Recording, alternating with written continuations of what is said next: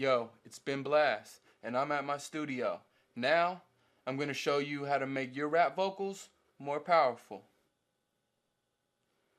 First, you want to make sure that everybody can relate to your lyrics.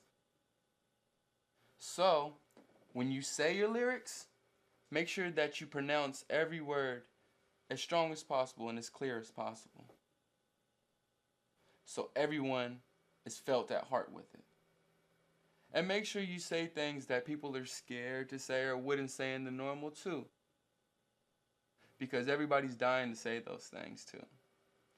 In conclusion, this is how you make your rap vocals more powerful.